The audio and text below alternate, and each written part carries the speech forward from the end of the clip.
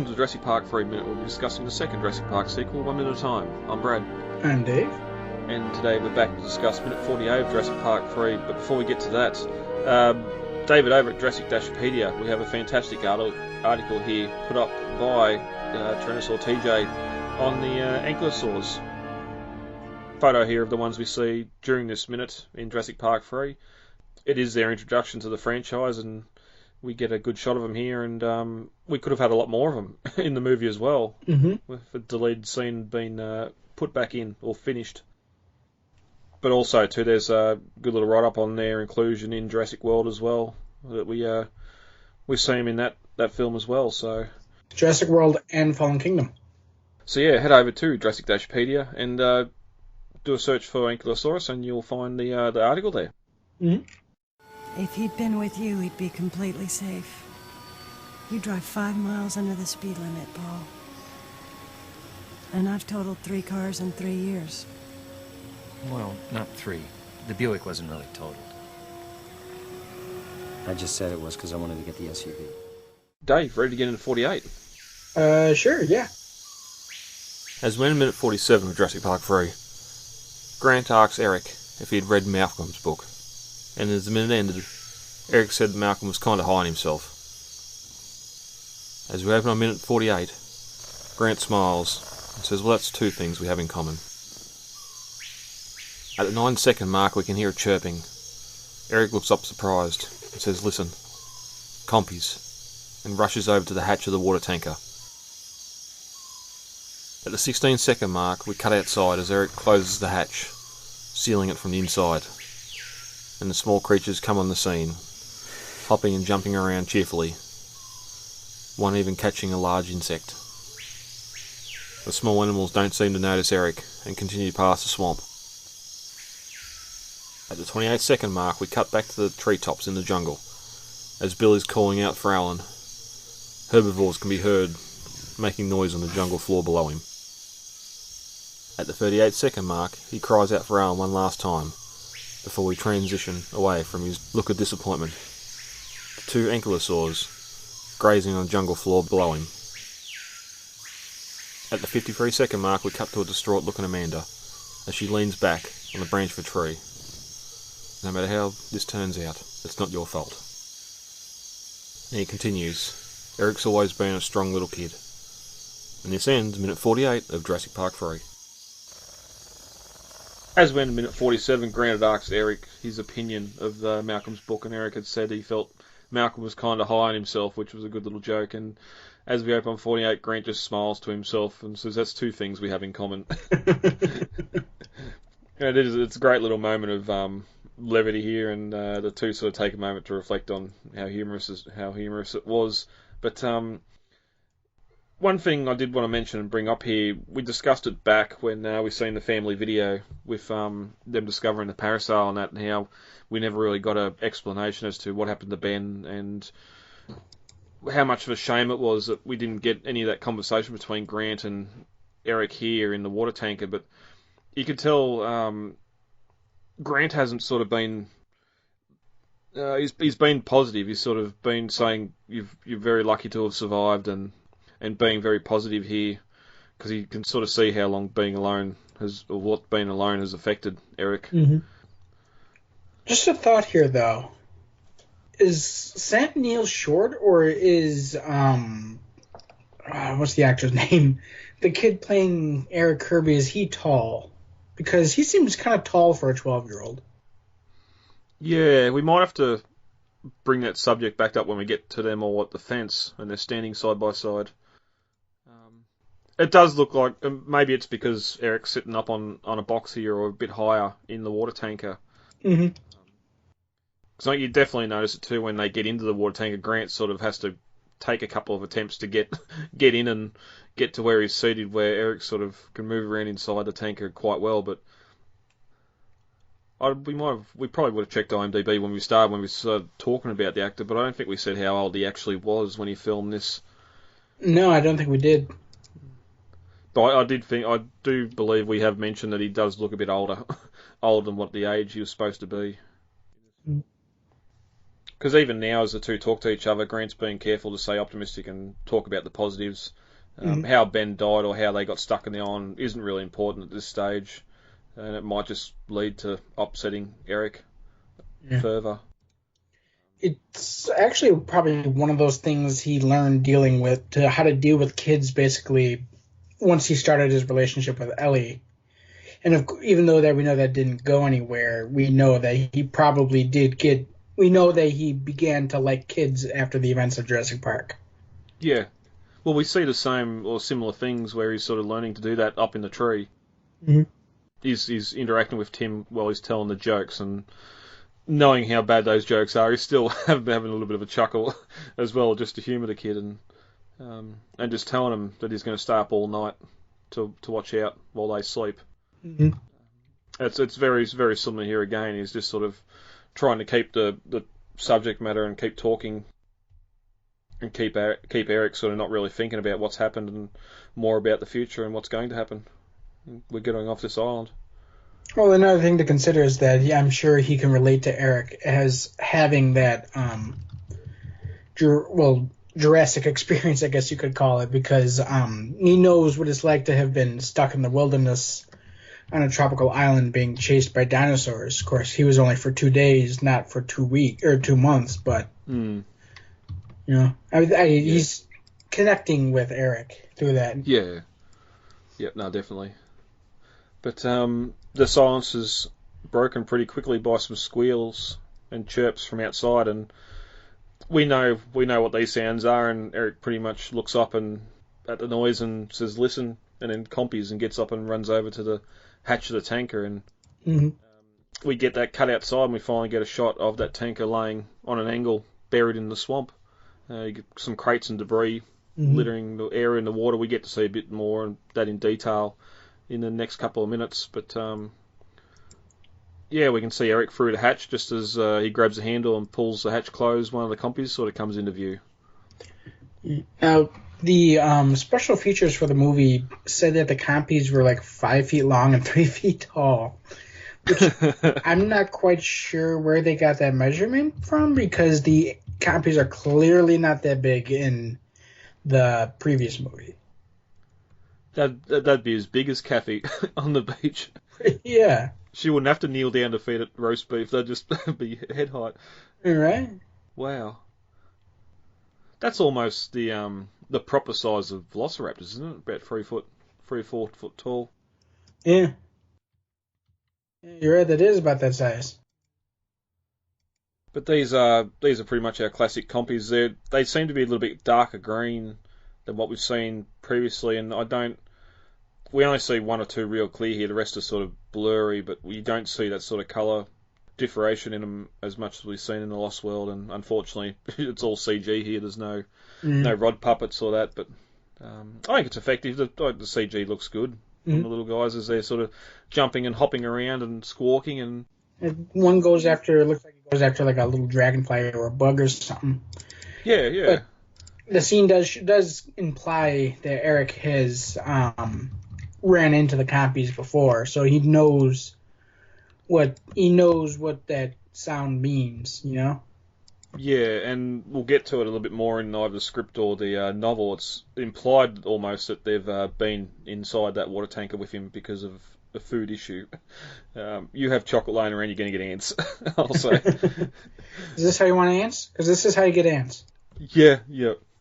But yeah, grab the bug, and I love here too how it's sort of a similar time of day, like that late afternoon, as what we got when we first seen the COMPY'S in The Lost World, when it appears next to Dieter as he's sort of cooling off there of the water, hinting at, or showing that maybe these animals, possibly nocturnal, but are getting out at that late afternoon when the bugs start to come out, and not just before nightfall.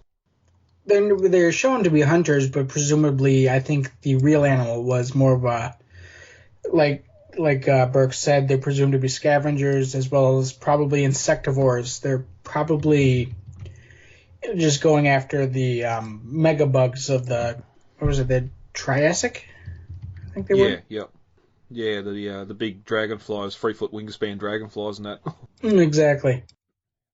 Which makes you wonder what was in their minds. Were they just really hungry when they seen Dita in that creek? That's a big prey to go after. That is, yeah. But then again, at the same time, I think it's interesting because in the novel, they're presumed to be scavengers, and they are shown to hunt, though. You know? But that's where we leave the water truck. We cut back to the jungle, and we get to hear some animal growls and groaning from down below the tree as Billy's calling out for Alan. Once again, Paul and Amanda sitting together. Paul sort of looking down, scouting the area with a torch. Billy walks along the branch and calls out Alan's name again. Mm-hmm. This sort of setting here, these fake tree branches and all that it looks a little better now that it's darker. You don't see that sort of fake bark and the texture that looks way off. Well, to be fair, I mean, that's really how The Lost World got away with a lot of its sets. Most of the sets in both The Lost World and Jurassic Park were mostly night scenes. I think the only on-location night scenes I can think of were the mid-hike philosophy where Roland and Nick are having that little chat at night. That was done at Prairie Creek that was done at Fern Canyon in the Prairie Creek redwoods. And so most of the sets, or most of the night scenes, were done on a set. Another one I think that I remember was not a set was Nedry going through the park, or entering the park rather. That was done on location. With the gate that they had built on location. Yeah, which would have been interesting. You could assume. I'm sure I've seen it behind the scene or something, or just the water crane set up above him as he's driving.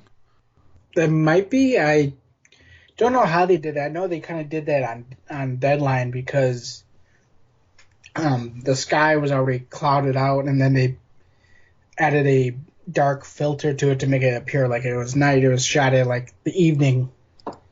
Yeah, well, that's one of those production photos that was a bit of a head scratcher because you see a lot of shots of that Jeep parked in front of those gates, and it seems to be daylight or late afternoon. Where in the film it's nowhere near then. Mm-hmm.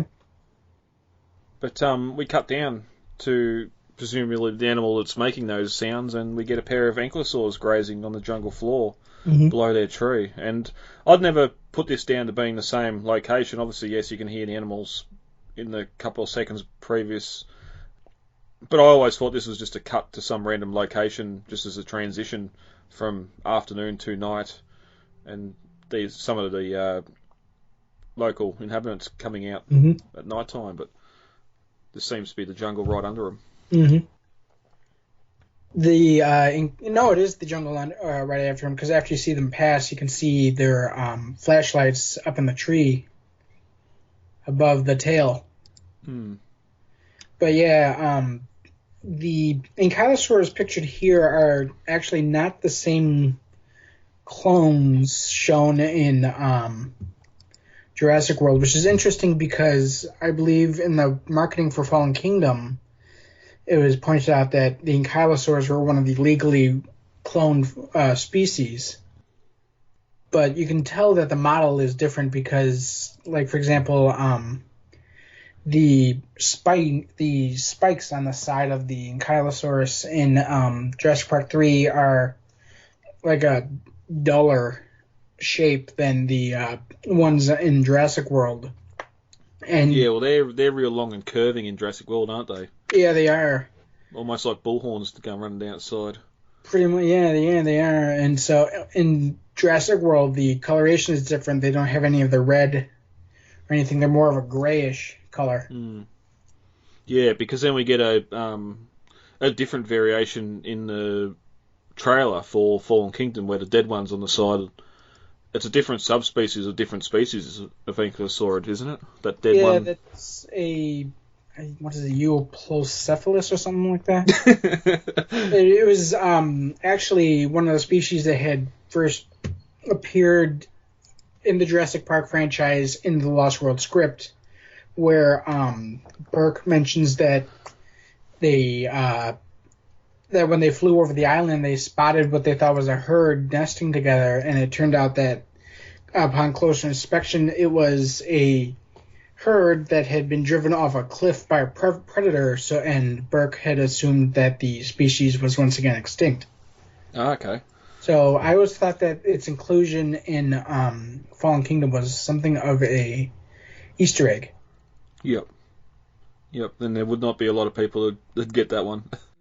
No.